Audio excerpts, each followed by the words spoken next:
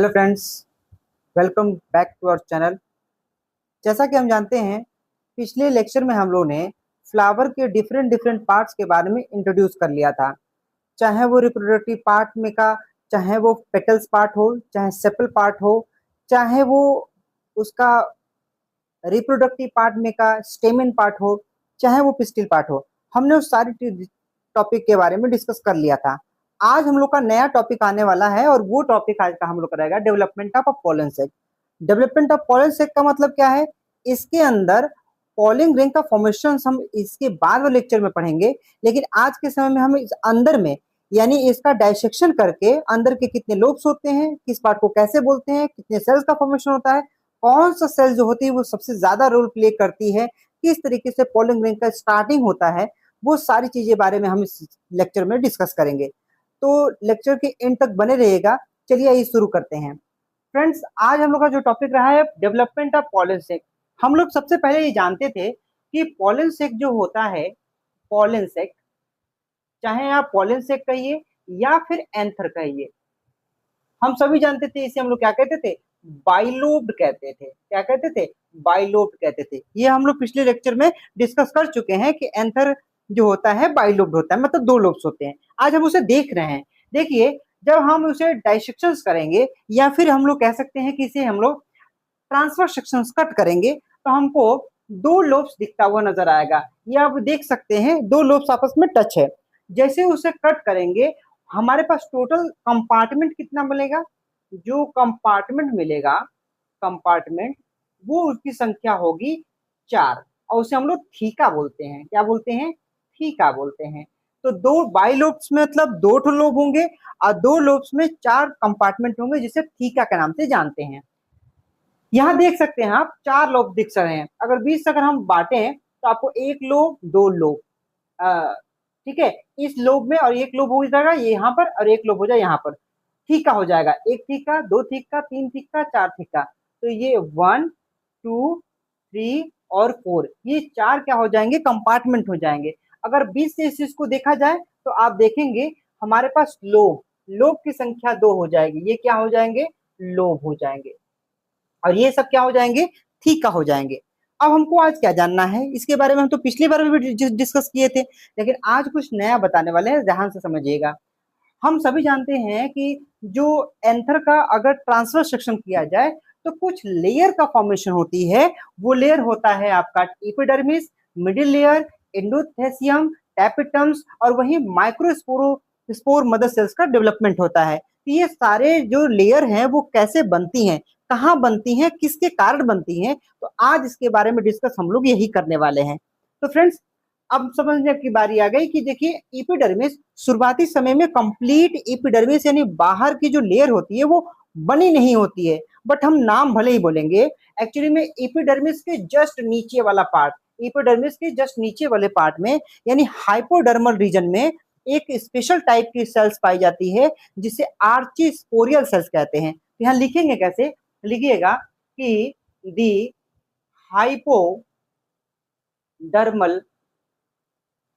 region of epidermis is contain special type of cell या tissue, और वो cells का नाम होता है आर्चिस्पोरियल सेल।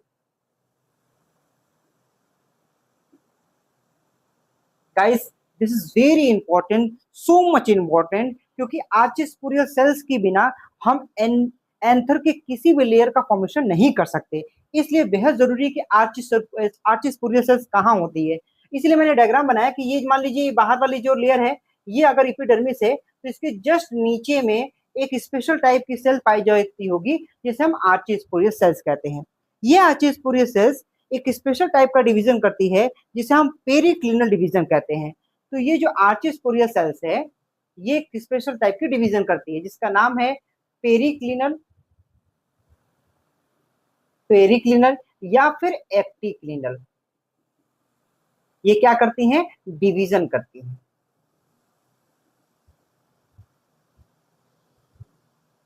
इसके डिवीजन करने से दो स्पेशल टाइप की लेयर का फॉर्मेशन होता है, और वो लेयर होती हैं प्राइमरी पैरेटियल लेयर और एक होता है प्राइमरी स्पोरोजेनस लेयर। दो लेयर का फॉर्मेशन होता है। क्या फॉर्मेशन होता है? लेयर का फॉर्मेशन होता है। वो लेयर का अलग अलग नाम होता है। एक को बोलते हैं हम लोग प्राइमरी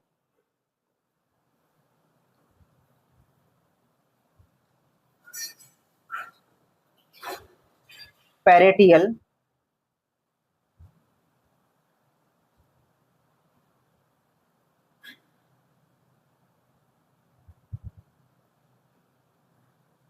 और दूसरा होता है जिसे कहते हैं प्राइमरी स्पोरोजेनस लेयर। प्राइमरी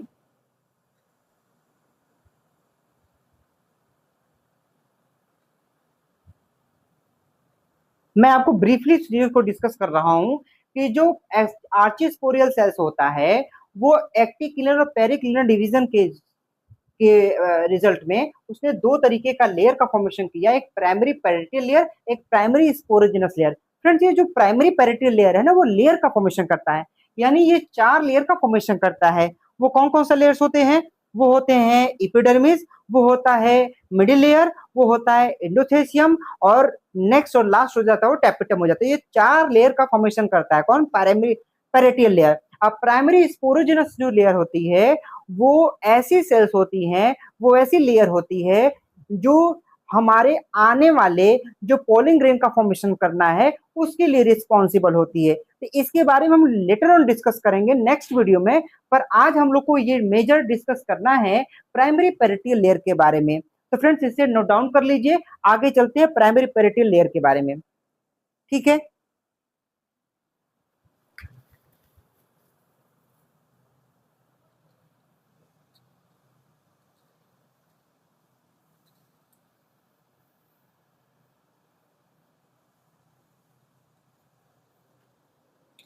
चलिए देखिए, primary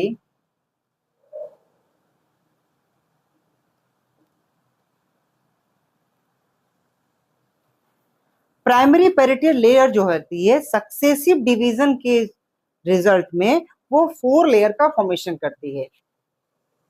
the layer continuously successive division perform and the result is the formation of four layer। कौन कौन सी लेयर होती है? एपिडर्मिस,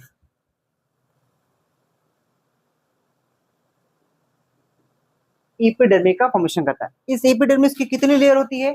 ओनली वन लेयर होती है, वन लेयर होती है। वही जब हम बात करते हैं एंडोथेसियम की, एंडोथेसियम की इसकी कितनी लेयर होती है? वन लेयर होती है। जब हम बात करते हैं टैपिटम की, या फिर हम बात करते हैं मिडिल लेयर की, तो वो होता है 2 to 3 लेयर। जब हम बात करते हैं टैपिटम की, तो वो होता है 1 लेयर। अब समझिए पहले कि हम जब लेयर पढ़ते हैं कि एंथर के चार लेयर होते हैं, एपिडर्मिस, एंडोथेसियम, मिडिल लेयर और टैपिटम, तो उसमें लेयर की संख्या भी कई बार कॉम्पिटिटिव एग्जाम में पूछा गया है कि आखिर मिडिल लेयर की कितनी लेयर होती हैं। तो उसमें कई सारे ऑप्शन दिए रहते हैं, 2 to 3, 1 to, single, double, triple. तो आपको ये पता होना चाहिए 2 से 3 लेयर की संख्या होती है। वहीं अगर हम बात करते हैं टैपिटम की, तो एक खास बात है, टैपिटम के पास अपने आप में कई सारे न्यूक्लियस होते हैं। जी हाँ, कई सारे ऐसे सेल्स होती हैं जिनके पास अपने खुद के पास एक से ज्यादा न्यूक्लियस हो सकता है, उनमें से ये टैपिटम है।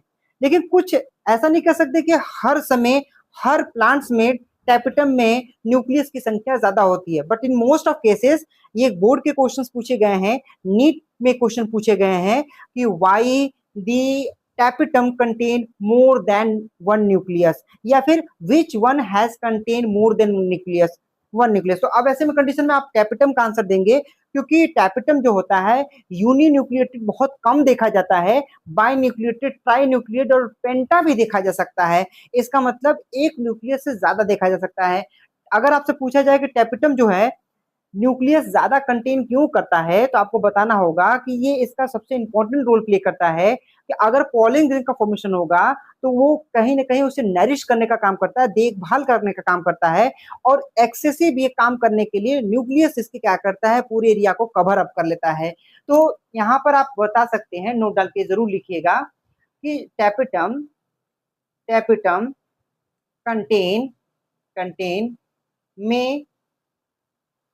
में uni, bi, tri, tetra nucleated, है ना। न्यूक्लियस की संख्या जो होती है एक हो सकता है, दो हो सकता है, तीन हो सकता है, चार हो सकता है, एंड सो ऑन। तो अगर इनकी संख्या इससे होती है तो बाई न्यूक्लिएटेड, डाई या ट्राई न्यूक्लिएटेड, पेंटा या टेट्रा न्यूक्लिएटेड इसके नाम से जाना जाता है। अब हमको एक खास जानना है कि एंडोथेसियम जो लेयर होती है, एक लेयर होती है, लेकिन ये कंप्लीटली जहां पर थिक होती है, आप जरा समझिए, जहां पर थिक होगी तो कंप्लीटली वो पूरी बोल्ड और थिकनेस उसकी ज्यादा रहेगी तो कोई दिक्कत नहीं है। लेकिन जैसे ही जहां पर थिन होती है, जहां पतली लेयर होती है ना, थिन एरिया ऑफ एंडोथेसियम, उसे हम लोग कहते हैं स्टोमियम कहते हैं। यहाँ लिखिएगा कि the thin layer of endothecium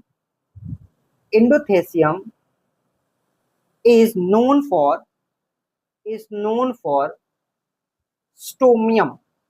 ये बहुत इंपॉर्टेंट है फ्रेंड्स, क्योंकि स्टोमियम सबसे ज्यादा पूछा गया है कि which part and what is the name of the thinnest part of endothecium.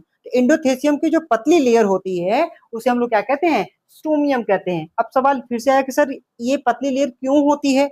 आपको बता दें, आगे चल के जब हम पॉलिन ग्रेन का फॉर्मेशन कर लेंगे तो हम इसके बारे में डिटेल में डिस्कस करेंगे कि उस एंथर से पॉलिन ग्रेन निकलते कैसे हैं। तो वो एक रास्ता ये भी होता है कि जहां पर पतली लेयर होती है एंडोथेसियम की, वो फट जाता है, डिहेसेंस के जरिए वहां से पॉलिन ग्रेन जो होते हैं बाहर रिलीज हो जाते हैं। तो ये इसीलिए पतला लेयर होता है, क्योंकि during the burst of anther and releasing of a pollen grain in the atmosphere, so this was white कि हाँ कि भाई ये जो स्टोमियम वहां पर फॉर्मेशन हो जाती है। तो फ्रेंड्स, आज के इस लेक्चर में हम लोग ने प्राइमरी पैरेटल लेयर के बारे में कंप्लीट डिस्कस किए हैं। आगे चल के हम लोग प्राइमरी स्पोरोजेनस लेयर के बारे में पढ़ेंगे, यानी माइक्रो स्पोरोजेनेसिस पढ़ेंगे, यानी पॉलिन ग्रेन का फॉर्मेशन पढ़ेंगे। तो फ्रेंड्स, आपको अगर वीडियो पसंद आए तो वीडियो को लाइक कीजिएगा और अपने फ्रेंड सर्कल में जरूर ट्रांसफर करिएगा, उसे शेयर करिएगा। मुझे बहुत इसके लिए जरूरी है, क्योंकि वो बच्चे जो एक मैक्सिमम अमाउंट जो फीस कोचिंग के द्वारा ली जाती है, उसके लिए अगर अफोर्डेबल या अफोर्ड नहीं कर सकते, तो मैं अपने लेक्चर के जरिए उनको क्या करना चाहता हूँ कि वो उस आसानी से वीडियो को समझ सके। और आप मुझे मैसेज कर सकते हैं, आप मेरे चैनल पर जाकर टेक्स्ट कर सकते हैं कि हाँ आपको कोई भी डाउट सेक्शन होगा, हम आपसे तुरंत कांटेक्ट में आएंगे। कोई भी डाउट हो कमेंट जरूर करिएगा, हम उसका तुरंत रिप्लाई देंगे। फ्रेंड्स, नेक्स्ट वीडियो में हम लोग माइक्रो स्पोरोजेनेसिस के लिए वीडियो अपलोड करेंगे, तब तक के लिए आप इंतजार करना पड़ेगा। मिलते हैं एक नए वीडियो में एक नए कंटेंट के लिए।